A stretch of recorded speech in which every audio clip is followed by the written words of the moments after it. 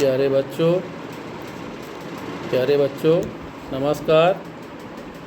कल हमने आप लोगों को महेश्वर सूत्र के बारे में पढ़ाया। आज उसके आगे पढ़ा रहे हैं वर्ण एवं प्रत्याहार, जो कि कक्षा 10 की किताब में पेज नंबर 97 में है। आप लोग चाहें तो किताब पे भी देख सकते हैं और मोबाइल से भी देख सकते हैं। तो बच्चों, और कक्षा 9 की किताब में देखें तो कक्षा 9 की किताब में 104 नंबर पेज में है।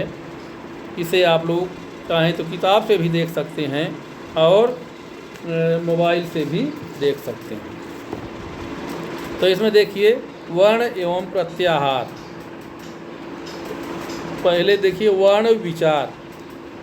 वर्ण का अर्थ है अक्षर अथवा ध्वनि।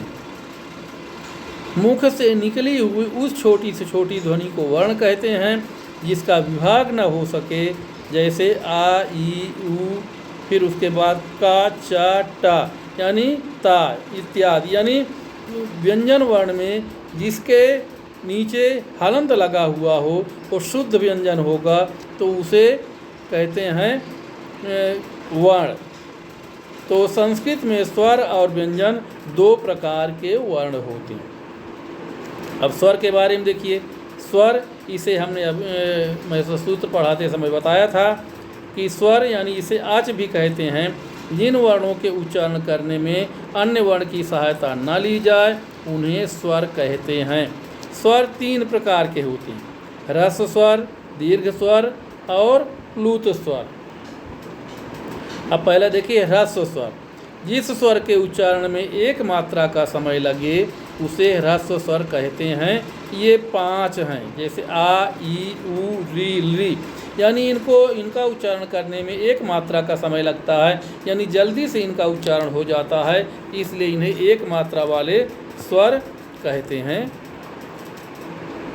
तो अब अगला देखिए, दूसरा है दीर्घ स्वर। जिस स्वर के उच्चारण में 2 मात्रा का समय लगे उसे दीर्घ स्वर कहते हैं। ये 8 हैं: आ, ई, उ, री, ए, ऐ, ओ, औ। ये 8 वर्ण हैं जिनके उच्चारण करने में 2 मात्रा का समय लगता है।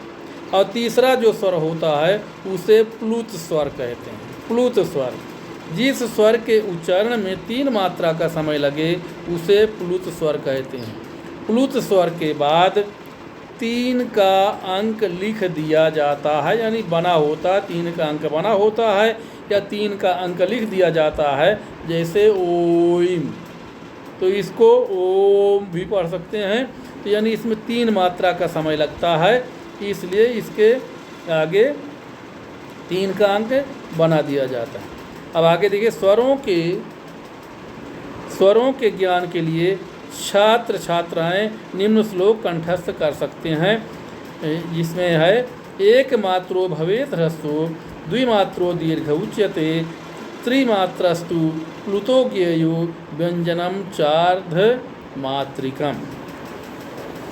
एक मात्रा जिसमें एक मात्रा का समय होता है जो वो ह्रस्व स्वर होता है, और द्विमात्रो दीर्घ उच्यते, 2 मात्रा का उच्चारण का समय जिसमें लगे उसे दीर्घ स्वर कहते हैं, और 3 मात्रा का उच्चारण समय जिसमें लगे उसको प्लुत स्वर कहते हैं, और जिसमें आधी मात्रा हो यानी हलंत लगा हुआ नीचे उसे व्यंजन कहते हैं।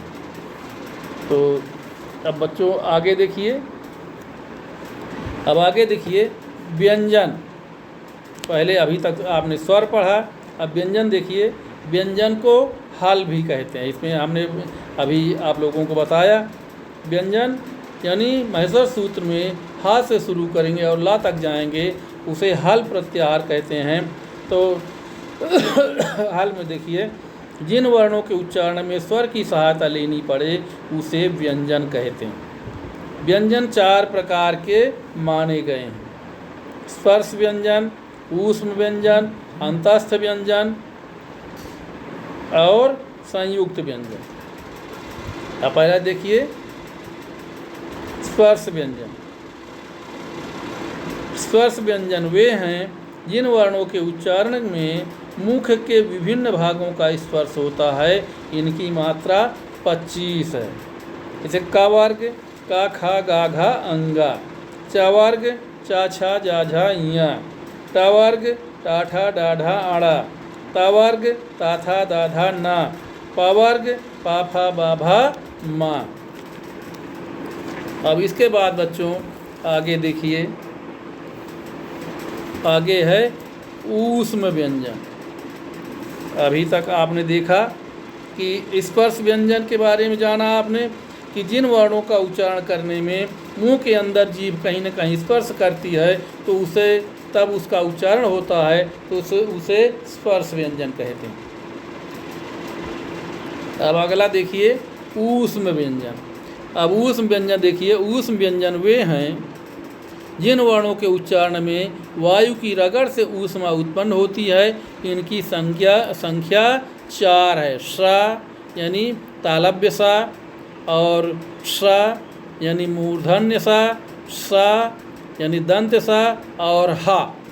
ये श्रा खा सा हा, ये 4 वर्ण हैं जिनको ऊष्म व्यंजन कहते हैं। यानी इनका उच्चारण करते समय गर्म हवा बाहर निकलती है, इसलिए इसे ऊष्म व्यंजन कहते हैं। अगला है अंतस्थ व्यंजन। अंतः यानी इनका उच्चारण करने में जो हवा होती है वो अंदर ही रह जाती है। इनकी संख्या 4 है। अंतस्थ व्यंजन की संख्या 4 है। या रा लावा यानी इनका उच्चारण करने में हवा जो है वो अंदर ही रहती है, बाहर नहीं निकलती है, इसलिए इन्हें अंतस्थ व्यंजन कहते हैं। अब चौथा है संयुक्त व्यंजन। अब संयुक्त व्यंजन को देखिए, 2 व्यंजनों के योग से बनने वाले वर्ण संयुक्त व्यंजन कहलाते हैं। ये 3 है। जैसे का के नीचे हलंत है यानी आधा का, धन सा यानी मूर्धन्य सा बराबर छतरी वाला छा, फिर ता के नीचे हलंत, फिर यानी आधा ता धन रा बराबर त्रा, फिर जा के नीचे हलंत यानी आधा जा धन या बराबर ज्ञा। ये हो गया संयुक्त व्यंजन। आप देखिए अगला अनुस्वार। अनुस्वार वर्ण के ऊपर लगे बिंदु को अनुस्वार कहते हैं। जैसे कन, नन, सन आदि। यानी किसी भी व्यंजन के ऊपर जब अनुस्वार लगा हो तो उसे अनुस्वार कहते हैं। अब अगला देखिए विसर्ग। वर्ण की अंतिम ध्वनि हा को प्रकट करने के लिए विसर्ग यानी ऊपर नीचे 2 बिंदियाँ होती हैं, इसका प्रयोग होता है। अब अगला है अनुनासिक। अनुनासिक का वर्ग से पा वर्ग तक सभी वर्गों के अंतिम वर्ण को अनुनासिक कहते हैं, क्योंकि इनका उच्चारण करने के लिए श्वास को अंशतः नासिका से बाहर निकालना पड़ता है। ये वर्ण है अंगा, या, अड़ा, न, मा। बच्चों इन 5 वर्णों को अगर आप नाक बंद करके सोचें कि उच्चारण कर लें तो स्पष्ट उच्चारण नहीं हो पाएगा, इसलिए इनको अनुनासिक व्यंजन कहते हैं या नाक से उच्चारण होने वाला व्यंजन कहते हैं। बच्चों आज के लिए इतना ही, उसके बाद आगे का पाठ कल पढ़ाएंगे। धन्यवाद।